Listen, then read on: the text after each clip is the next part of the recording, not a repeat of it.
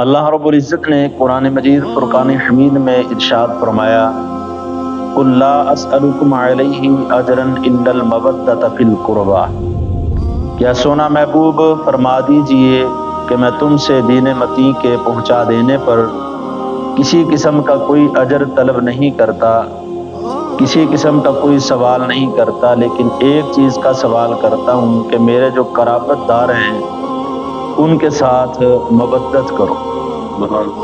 تو اللہ رب العزت نے اس حکم کو بزبان مصطفیٰ صلی اللہ علیہ وآلہ وسلم قرآن مجید فرقان حمید میں حکماً بیان فرمایا کہ اہل بیت اطہار سے محبت کرنے والے بنو، ان سے پیار کرنے والے بنو۔ تو حضرات محترم، اہل بیت اطہار کے اندر سب سے پہلے یہ جاننا ضروری ہے کہ کون کون سی ہستیاں شامل ہوتی ہیں۔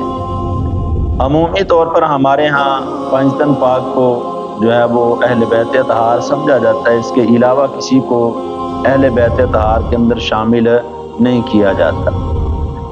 اور بدقسمتی سے ہم نے کبھی اس چیز کو سیکھنے کی بھی کوشش نہیں کی کہ ہم اس مسئلے کو سمجھ سکیں یا سیکھ سکیں کہ اہل بیت اطہار کے اندر کون کون سی ہستیاں جو ہیں وہ شامل ہوتی ہیں۔ اہل بیت اطہار کے اندر سب سے پہلے حضور نبی کریم صلی اللہ علیہ وآلہ وسلم کی ازواج مطہرات شامل ہیں، چونکہ اولاد جو ہے وہ بیوی سے چلتی ہے نا، تو سب سے پہلے جب اہل خانہ کی بات ہوگی، اہل بیت کی بات ہوگی، گھر والوں کی بات ہوگی، تو سب سے پہلے اس کے اندر بیویاں شامل ہوں گی۔ کچھ لوگوں نے بغض، حسد اور عناد کی بنا پر اہل بیت اطہار میں سے ازواج مطہرات کے ناموں کو ختم کیا اور فقط ہمیں پانچ تن پاک کے اردا گرد گھومتے رہنے کا درس دیا۔ حالانکہ ازواج مطہرات سب سے پہلے شامل ہیں، بعد کے اندر ان کی اولاد شامل ہے۔ ازواج مطہرات اس لیے شامل ہیں کہ اللہ رب العزت نے ان کو یہ درجہ دیا ہے کہ وہ مومنوں کی مائیں ہیں۔ تمام مومنوں کی کیا ہیں؟ مائیں۔ ان کا درجہ اس لیے رفع والا بھی ہے۔ اور پھر کچھ لوگ یہ آیا مقدسہ جب نازل ہوئی نا انما یرید اللہ لیذھب عنکم الرجس اہل البیت ویطہرکم تطہیرا، تو حضور نبی کریم صلی اللہ علیہ وسلم نے اس وقت حضرت علی رضی اللہ تعالیٰ عنہ، حضرت فاطمہ رضی اللہ تعالیٰ عنہ، حضرت امام حسن و حسین رضی اللہ تعالیٰ عنہما کو اپنی چادر مبارک کے اندر لیا۔ تو پھر اس وقت اس آیہ مقدسہ کی تلاوت کی تو لوگ کہتے ہیں نہیں، جن پر یہ تلاوت کی گئی ہے نا آیت، صرف یہ اس کے اندر شامل ہے، اگر بیویاں ہوتی تو حضور ان کو بھی اپنی چادر میں لیتے۔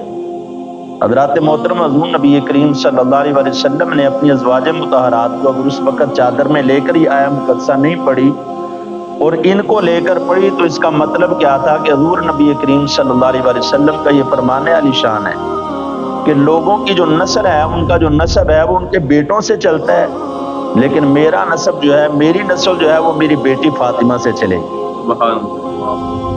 اب آقا علیہ الصلوۃ والسلام نے یہ چیز بیان فرما کر خاص کر دیا اس چیز کو، اور پھر لوگوں کی تسلی کے لیے ان ہستیوں کو اپنے ساتھ چادر میں لیا۔ اب یہ پانچ جس میں اطہر جو ہیں وہ ایک چادر کے اندر موجود ہیں، تو اس لیے ان کو پانچ تن پاک کہا جاتا ہے۔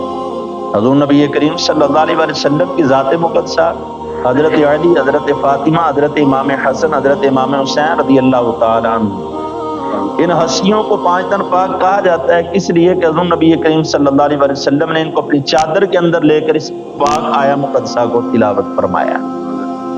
تو آقا علیہ الصلوۃ والسلام نے اگر ازواج مطہرات کو اس میں شامل نہیں فرمایا، کس لیے کہ ہر دانا عقل مند یہ شخص جانتا ہے کہ بیویاں تو پہلے ہی اہل خانہ کے اندر شامل ہوتی ہیں، بیویاں تو پہلے ہی اہل بیت اطہار کے اندر موجود ہیں۔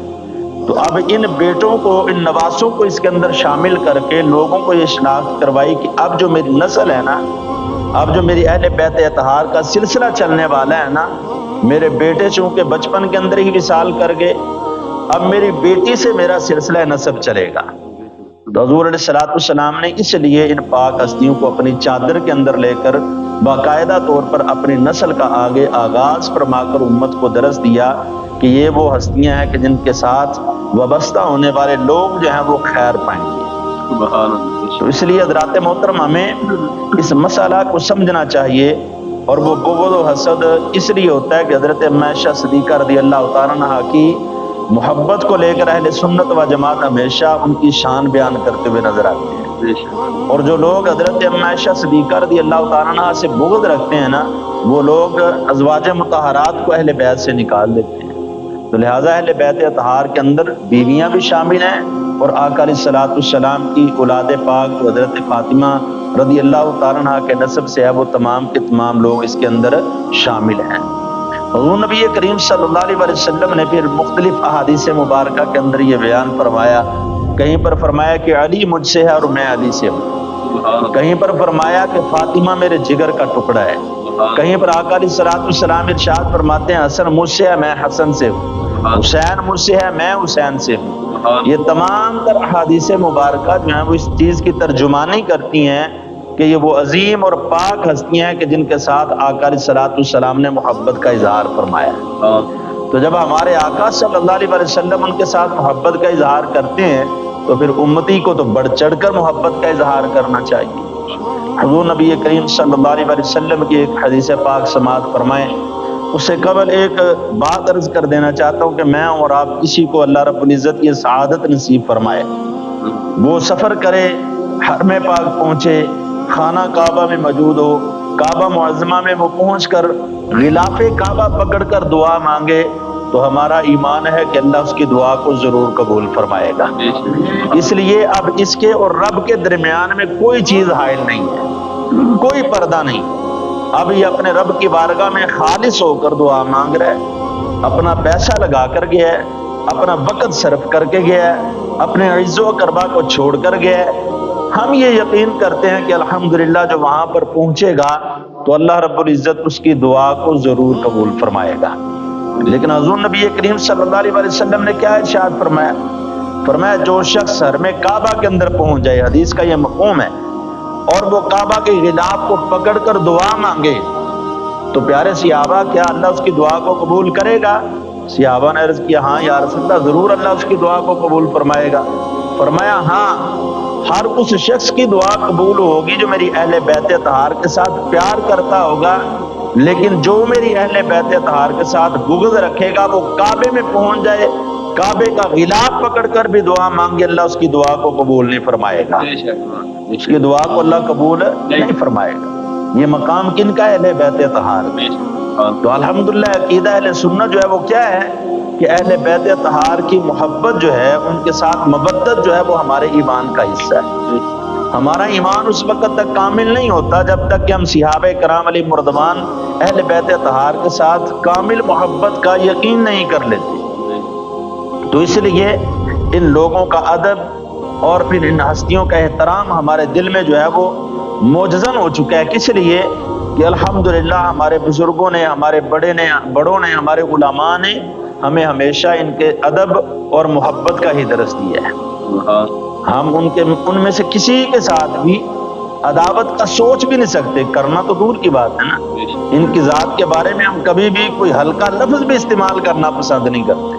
تو اس لیے اہل بیت اطہار ہوں یا صحابہ کرام علیہ مردوان ہوں، ان کے بارے میں اہل سنت و جماعت کا یہ موقف ہے کہ یہ تمام کے تمام لوگ آج بھی اگر کوئی ہستی کو سید زادہ ہمارے سامنے آتا ہے تو الحمدللہ ہم اس کی بھی عزت کرتے ہیں۔ اس لیے یہ حضور نبی کریم صلی اللہ علیہ وسلم کی اہل بیت اطہار میں سے ہے، یہ آپ کی اولاد پاک میں سے ہے، حضور علیہ الصلوۃ والسلام کا خون ہے، تو اس لیے ہم اس کی حیا کرتے ہیں، اس کا ادب و احترام کرتے ہیں۔ تو ہمیں اپنا یہ عقیدہ جو ہے یہ درست کر لینا چاہیے کہ یہ ہستیاں جو ہیں یہ اہل بیت اطہار ہیں، اور ان کا ادب بجا لانا جو ہے وہ ہمارے لیے لازم ہے۔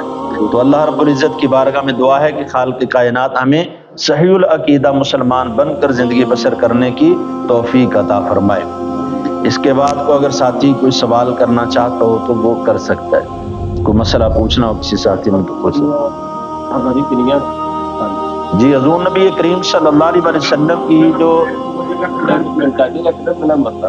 حضور نبی کریم صلی اللہ علیہ وسلم کی جو صاحبزادیاں ہیں نا وہ 4 ہیں۔ عمومی طور پر ہمارے ہاں کیونکہ حضرت امام جو ہے وہ حسن مجتبیٰ حضور نبی کریم صلی اللہ علیہ وسلم کے جو صاحبزادے ہیں حضرت سیدنا ابراہیم ہے، حضرت قاسم ہے، حضرت عبداللہ ہے، 3 بیٹے آپ کے ہیں، اور پھر 4 بیٹیاں آپ کی جو ہیں وہ الحمدللہ صحیح سند کے ساتھ احادیث کے اندر موجود ہیں۔ لیکن کچھ لوگ جو ہے وہ حضرت امام حسن و حسین کی محبت کو تو بیان کرتے ہیں، لیکن حضور نبی کریم صلی اللہ علیہ وسلم کی 3 شہزادیوں کا ذکر نہیں کرتے۔ کس لیے نہیں کرتے؟ کہ ان میں سے 2 جو صاحبزادیاں آقا علیہ الصلوۃ والسلام کی، حضرت ام کلثوم اور حضرت رقیہ رضی اللہ تعالیٰ عنہن، یہ جو ہیں یہ حضرت عثمان غنی رضی اللہ تعالیٰ عنہ کے نکاح کے اندر آئی ہیں۔ اگر وہ ان 2 صاحبزادیوں کو مانے تو پھر حضرت عثمان غنی رضی اللہ تعالیٰ عنہ کو بھی ماننا پڑے گا۔ تو وہ حضرت عثمان غنی رضی اللہ تعالیٰ عنہ جو خلیفۃ المسلمین ہیں، امیر المؤمنین ہیں، ان کے بغض کے اندر آ کر وہ ان صاحبزادیوں کو تسلیم ہی نہیں کرتے۔ ٹھیک ہے، وہ ان کو تسلیم نہیں کرتے، وہ سرے سے انکار کر دیتے ہیں۔ حالانکہ آپ کی جو اولاد پاک ہے نا، یہ ساری صاحبزادیاں اور صاحبزادے حضرت خدیجہ الکبریٰ رضی اللہ تعالیٰ عنہ کے بطن اطہر سے ہیں۔ ٹھیک ہے، حضرت فاطمہ اللہ کی چھوٹی بیٹی ہیں، اور باقی جو ہیں وہ بڑی ہیں۔